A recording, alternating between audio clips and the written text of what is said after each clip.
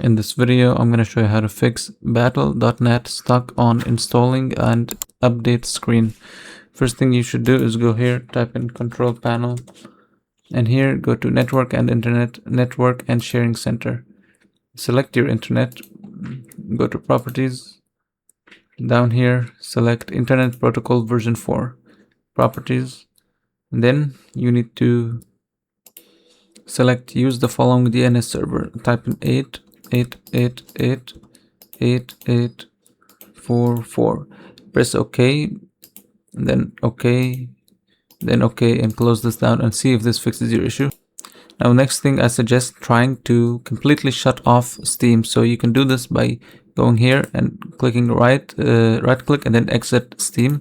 You could also make sure that it's completely shut off by going to Task Manager and just completely ending every task that has to do with Steam. So right click and end task. So find anything that has to do with Steam and end the task.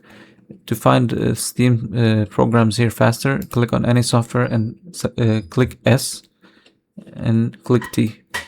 So here, as you can see, this will help you find Steam softwares faster. So you would right click and then end task, right click, end task. And after that, you would go to details and do the same thing. Anything that has to do with Steam, right click and then end process tree. So here I would just select any software and then click S and then T. As you can see here, it helps me find these software faster. So I would right click end process tree for every single one. And after that, check if this, after that you want to restart Steam, reopen it and see if this fixes your issue. Now here, if you're still having issues, I recommend going to CMD and then type right click, run as administrator. And here you want to type in sfc /scan now and then press enter and let it load. So after this first command loads, you need to type in ipconfig /flush DNS. So write this down and press enter and let it load. Then write the second command netsh win sock reset and then press enter and let it load. So after it loads, you can just close this down.